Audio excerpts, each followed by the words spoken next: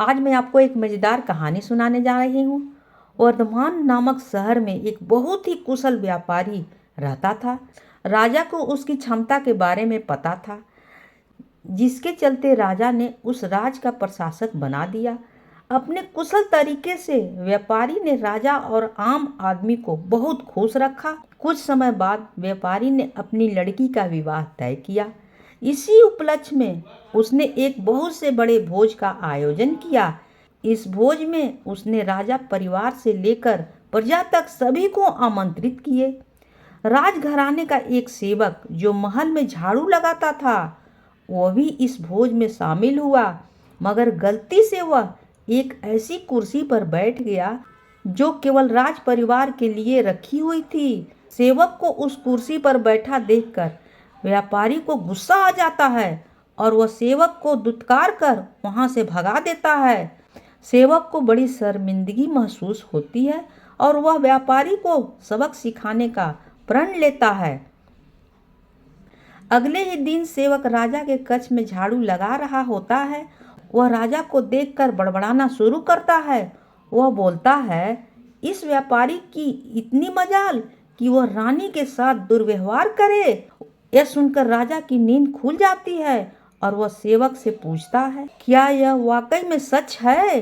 क्या तुमने व्यापारी को दुर्व्यवहार करते हुए देखा है? सेवक तुरंत राजा के चरण पकड़ता है और बोलता है, मुझे माफ कर दीजिए, मैं कल रात को सो नहीं पाया। मेरी नींद पूरी नहीं होने के कारण कुछ बड़बड़ा रहा था। यह सुनकर राजा सेवक को कुछ नहीं बोलता है, लेकिन उसके मन में जो शक पैदा होता है, उसी दिन से राजा व्यापारी के महल में निरकुश घूमने पर पाबंदी लगा दिया और उसके अधिकार कम कर देता है। अगले दिन जब व्यापारी महल में आता है तो उसे रोक देते हैं। यह देखकर व्यापारी बहुत आश्चर्यचकित होता है। तभी वहीं पर खड़ा हुआ सेवक मजे लेते हुए बोलता है, अरे संतरियों, जानते नहीं हो ये कौन है? ये बहुत प्रभावशाली व्यक्ति है जो तुम्हें बाहर फेंकवा सकते हैं, ठीक वैसे ही जैसे इन्होंने मेरे साथ अपने भोज में किया था। तनिक सावधान रहना। यह सुनते ही व्यापारी को सारा माजरा समझ में आ जाता है।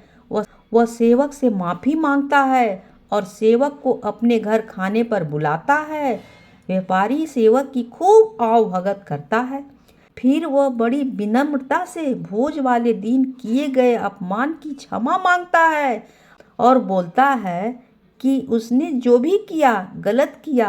सेवक बहुत खुश होता है और व्यापारी से बोलता है, आप चिंता न करें, मैं राजा से आपका खोया हुआ सम्मान आपको जरूर वापस दिलवाऊंगा।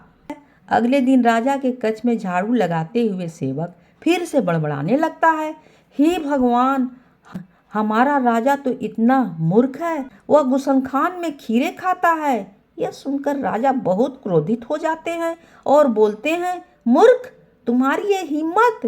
तुम अगर मेरे कक्ष के सेवक ना होते तो तुम्हें नौकरी से मैं निकाल देता।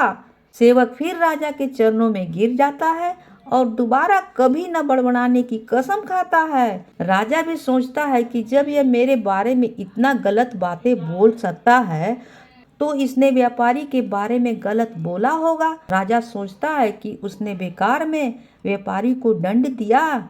अगले दिन राजा व्यापारी को महल में उसकी खोई हुई प्रतिष्ठा वापस दिला देता है। कहानी से सीख, ये कहानी हमें दो सीख देती है। पहली ये, हमें हर मनुष्य के साथ प्यार भाव से सम्मान के साथ पेश आनी चाहिए। दूसरी ये कि हमें सुनी सुनाई बातों पर यकीन नहीं करनी चाहिए, बल्कि हमें पूरी बात पर हर तरह जांच पड़ताल करके ही निर्णय लेनी चाहिए। कहानी होती है समाप्त।